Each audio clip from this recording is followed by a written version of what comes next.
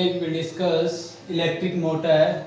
इससे पहले हमने पढ़ा था कि when a current carrying conductor is placed in magnetic field then a force is experienced by a current carrying conductor and the direction of force is detected by Fleming left hand rule. और इसी के ऊपर based हमारा topic है electric motor कि जो electric motor है वो किस तरीके से काम करती है, क्या इसकी बनावट रहेगी, क्या इसकी डेफिनेशन है और क्या इसका प्रिंसिपल है, यानी किस रूल के ऊपर ये काम करती है। ये सारे पार्ट हम इसी टॉपिक के अंदर डिस्कस करेंगे।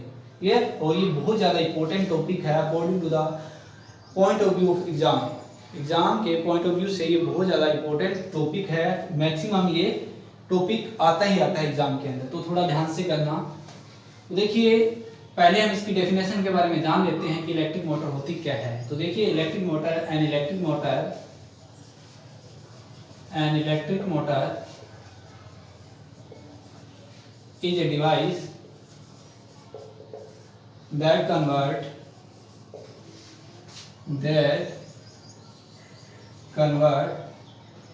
electrical energy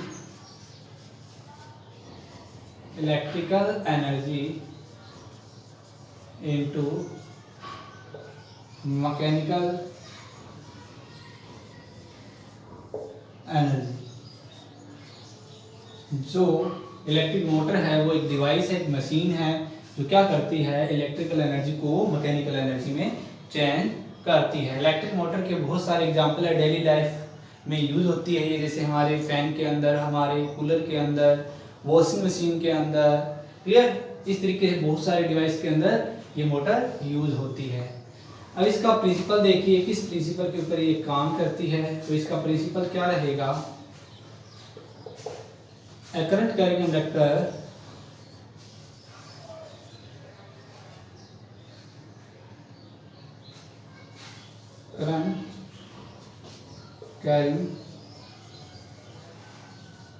conductor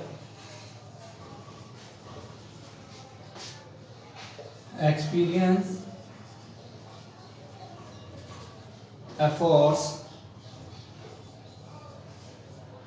when placed perpendicular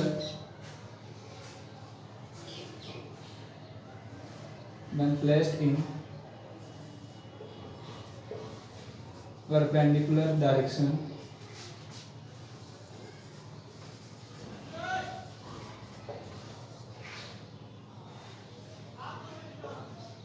to the magnetic field।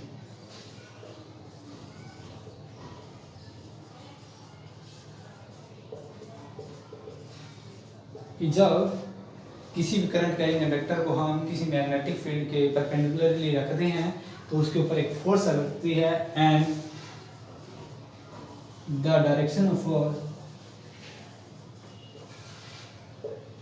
Is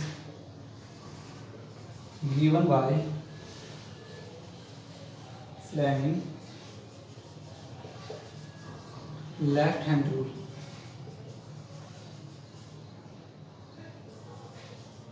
और जो फोर्स की डायरेक्शन है वो हम फ्लेमिंग लेफ्ट हैंड रूल के द्वारा निकाल सकते हैं कि जो फोर्स लग रही है करंट कैरिंग कंडक्टर के ऊपर वो किस डायरेक्शन में लग रही है। क्लियर?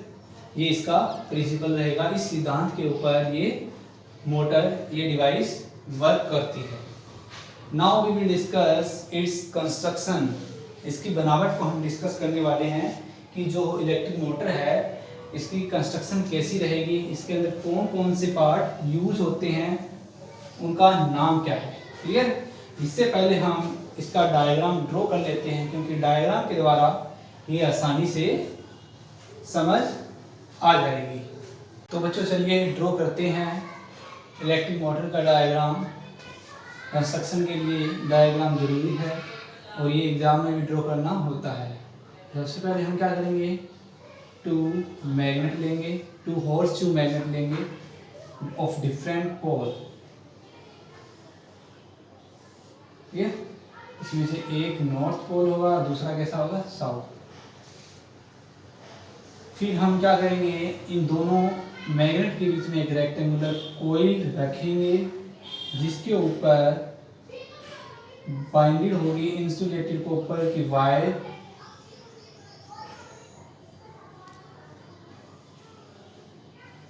फिर इस तरीके से आपको एक कोयल बनानी है। इसको हमें नाम देना है, चलो नाम दे देते हैं इसको हम ABCD। बिल्कुल इसके सेंटर के अंदर आपको एक सिलेंड्रिकल इस तरीके से स्ट्रक्चर बनानी है। थोड़ा सा बड़ा बना लेते हैं।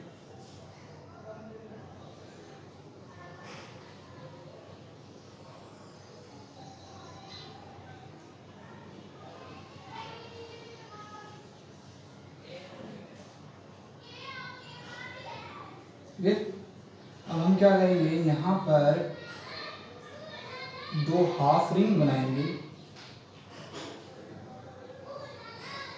दोनों पैरेलल होंगे बिल्कुल एक दूसरे के, इस तरीके से। इसको थोड़ा डार्क कर देते हैं अलग शो करने के लिए, क्योंकि अदरवाइज हमें पता ही नहीं चलेगा रोड कौन सी है और रिंग कौन सी है। अब क्या करेंगे, इसके नीचे वाले एंड पे हम क्या करेंगे, इस तरीके से 2 रेक्टेंगुलर बॉक्स बनाएंगे और इस तरीके से इसके अंदर लाइनें लगा देंगे। ये होता है ब्रशेस। इसको हम नाम देते हैं, ये वाला X है और ये वाला Y। इसी तरीके से इन स्प्लिट रिंग को भी नाम दे देते हैं, ये वाली P और ये वाली Q। ये अब जो हमारी आर्मेचर कोयल है इसको थोड़ा सा इस तरीके से करेंगे और इसको कनेक्ट कर देंगे इसके साथ हमारी स्प्लिट रिंग के साथ दोनों तरफ।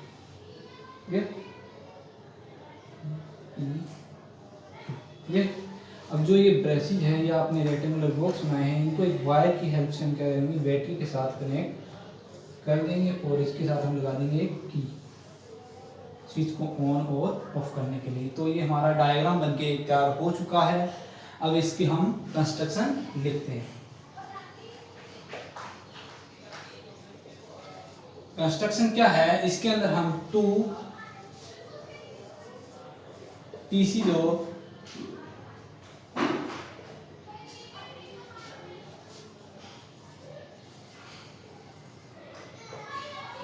horseshoe magnet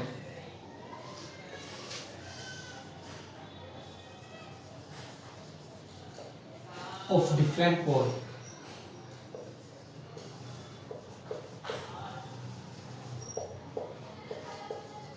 यूज करेंगे। 2 पीस किसके होंगे,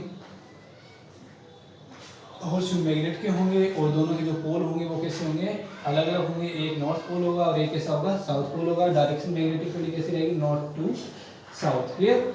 और इसी के बीच में हम क्या रखेंगे, एक आर्मेचर कोयल रखेंगे। क्या रखेंगे, आर्मेचर कोयल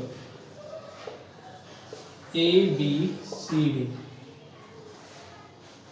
क्लियर। जिसके ऊपर क्या होगा, कॉपर वायर लगी होगी और जो कॉपर वायर होगी कैसी होगी, इंसुलेटेड होगी। और जो हमारी आर्मेचर कोयल है वो कनेक्टेड होगी किसके साथ, स्प्लिट रिंग के साथ। किसके साथ, स्प्लिट रिंग। और कितनी है, 2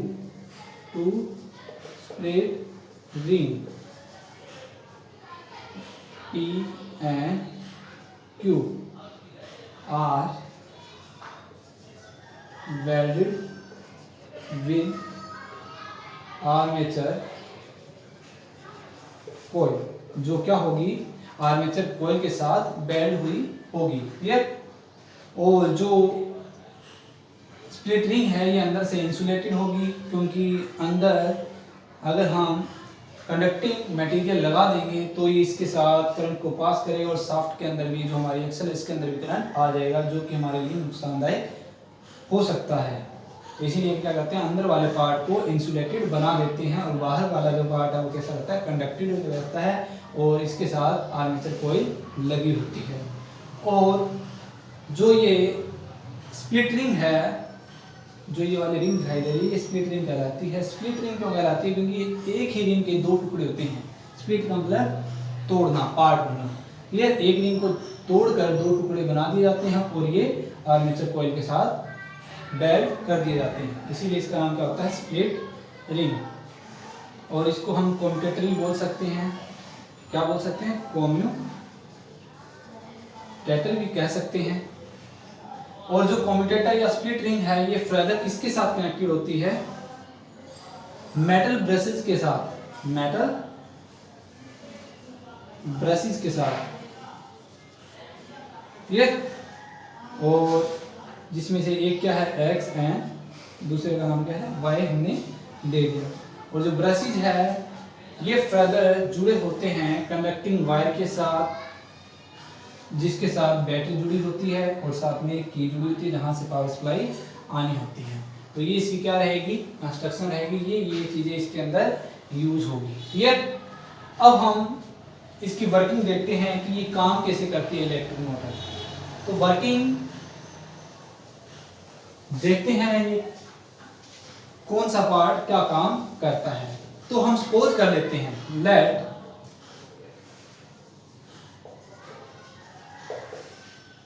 current is move from brushes X, की जो करंट है वो कहां से जा रहा है, एक्स से जा रहा है। तो अगर करंट यहां से जाएगा, करंट की डायरेक्शन ये रहेगी, तो क्या होगा, सबसे पहले करंट जाएगा इस ब्रश के पास, एक्स ब्रश के पास जाएगा और वहां से ये किसके साथ कनेक्ट है, ये स्प्लिट रिंग के साथ कनेक्ट है। तो जो ब्रश है वो करंट किसको पास कर देगा, स्प्लिट रिंग को पास कर देगा। और स्प्लिट रिंग किससे जुड़ी हुई है, हमारे आर्मेचर कोइल से। तो जो करंट है वो कहां चला जाएगा, स्प्लिट रिंग से आर्मेचर कोइल के अंदर एंटर कर जाएगा। क्लियर। और जैसे ही आर्मेचर कोइल के अंदर जाएगा तो हम देखते हैं AB जो फेस है, जो आर्मेचर कोइल का AB फेस है, इसके अंदर एक फोर्स लगेगी, इसके ऊपर एक फोर्स लगेगी, क्योंकि हमारे पास ये करंट कैरी कंडक्टर हो गया, ये मैग्नेटिक फील्ड हो गया। और हमने पढ़ा है कि जब कभी भी हम करंट कैरी कंडक्टर को मैग्नेटिक फील्ड में रखते हैं तो उसके ऊपर क्या लगती है, फोर्स। तो अब हम क्या करेंगे, जो ये दोनों फेस है AB एंड CD, इसके ऊपर हम देखेंगे कि जो फोर्स है वो कौन सी डायरेक्शन में लग रही है। सबसे पहले देखिए जो AB फेस है इसके ऊपर फोर्स कौन सी डायरेक्शन में लगेगी। तो हम क्या करेंगे, जो हमारा लेफ्ट हैंड है इसकी जो फोर फिंगर है और जो मिडिल फिंगर है, इनको हम मैग्नेटिक फील्ड की डायरेक्शन और इलेक्ट्रिक करंट की डायरेक्शन में रख देंगे। तो जो ये वाली फोर फिंगर है इसको हम मैग्नेटिक फील्ड की डायरेक्शन में रखेंगे और जो मिडिल फिंगर है इसको हम रखेंगे इलेक्ट्रिक करंट की डायरेक्शन में। करंट कौन सी डायरेक्शन में AB के अंदर, ऊपर की तरफ, और जो मैग्नेटिक फील्ड की डायरेक्शन वो कैसी है, इस तरफ। क्लियर। तो जो हमारा जो थंब है वो कहां जा रहा है, अंदर की तरफ। तो AB के ऊपर जो फोर्स लगेगी, जो AB फेस है इसके ऊपर जो फोर्स लगेगी वो कैसी लगेगी, इनवर्ड। कैसी लगेगी, इनवर्ड। AB के ऊपर फोर्स लगेगी इनवर्ड। और इसी तरीके से CD के ऊपर अगर हम फोर्स देखें तो CD के ऊपर फोर्स देखने के लिए हम क्या करेंगे, अगेन मैग्नेटिक फील्ड की डायरेक्शन, करंट की डायरेक्शन। तो थंब की डायरेक्शन देखिए कहां है, बाहर की ओर, आउटवर्ड डायरेक्शन। तो CD के ऊपर जो फोर्स लगेगी वो कैसी होगी, आउटवर्ड डायरेक्शन। कैसी रहेगी, आउटवर्ड डायरेक्शन। तो दो फेस के ऊपर जो फोर्स है वो इक्वल एंड अपोजिट है, तो एक टॉर्क प्रोड्यूस होगा, जिसके कारण क्या होगा कि जो हमारी आर्मेचर कोइल है ये रोटेट करना स्टार्ट कर देगी। तो जैसे ही current A to B, B to C, C to D होगा, तो जो हमारी कोइल है इसके ऊपर फोर्स लगेगी और कोइल कैसे घूमनी स्टार्ट कर देगी, एंटी क्लॉकवाइज, इस तरीके से। क्योंकि ये एंड नीचे की तरफ जाएगा, ये ऊपर की तरफ आएगा, इस तरीके से ये घूमना स्टार्ट कर देगी। तो जो हमारी कोइल है वो कैसे घूमेगी, एंटी क्लॉकवाइज डायरेक्शन में घूमना स्टार्ट कर देगी। अब हाफ रोटेशन के बाद में जैसे ये बीच में आएगी तो जो कोइल है और जो मैग्नेटिक फील्ड है वो दोनों एक दूसरे के पैरेलल हो जाएगी। तो कोई भी इसके अंदर मूवमेंट नहीं होगी, कोई भी फोर्स नहीं लगेगी। तो इस कंडीशन के अंदर क्या होगा, जो कोइल है ये अपने आप को रोकने की कोशिश करेगी लेकिन रोक नहीं पाएगी, क्योंकि ड्यू टू टॉर्क ये मोशन में ही रहेगी न्यूटन के लॉ के अकॉर्डिंग। और ये घूम कर क्या आ जाएगी, दूसरे डायरेक्शन में आ जाएगी। अब की बार AB फेस है वो साउथ डायरेक्शन में आ जाएगा और जो CD है वो किस तरफ आ जाएगा, नॉर्थ पोल की तरफ आ जाएगा। अब अगेन हम क्या करेंगे, इसके ऊपर लेफ्ट हैंड रूल लगाएंगे। अब की बार अगर हम लेफ्ट हैंड रूल लगाएंगे तो जो CD है वो कहाँ जाएगा, नीचे की तरफ जाएगा और AB कहाँ आएगा, ऊपर की तरफ। इस तरीके से जो ये फिर दूसरी बार जो DCBA है वो अगेन क्या होगा, DCBA है वो एंटी क्लॉकवाइज घूमेगा और घूमकर दोबारा उसी कंडीशन में आ जाएगा और हमारी जो ये कोइल है ये कंटिन्यू घूमती रहेगी। क्लियर। और जो हमारे इसके साथ कनेक्टेड कोई भी शाफ्ट है वो भी घूमनी स्टार्ट हो जाएगी, जिसका यूज हम किसी भी काम के लिए कर सकते हैं। अब देखिए हर हाफ रोटेशन के बाद में जो ये कम्यूटेटर है, जो स्प्लिट रिंग है, ये करंट की डायरेक्शन को चेंज कर देता है। कैसे? इसके अंदर देखिए करंट की डायरेक्शन कहाँ है? अपवर्ड डायरेक्शन में है AB के अंदर, और इसके अंदर कहाँ है? डाउनवर्ड डायरेक्शन में घूम के आएगा। तो ये AB है, ये डाउनवर्ड डायरेक्शन में हो जाएगी करंट, और ये अपवर्ड डायरेक्शन में। तो हर हाफ रोटेशन के बाद में जो करंट की डायरेक्शन है कॉइल के अंदर वो रिवर्स हो जाएगी। रिवर्स करने का काम किसका है? इस स्प्लिट रिंग का है, और इसी रिवर्स होने के कारण ही ये जो कॉइल है ये कंटिन्यू रिवॉल्व करती रहेगी, और ये जो मोटर है वो अपनी शाफ्ट को घुमाती रहेगी, घूमती रहेगी। क्लियर? तो इस तरीके से ये जो इलेक्ट्रिक मोटर है वो वर्क करती है। क्लियर? Thank you.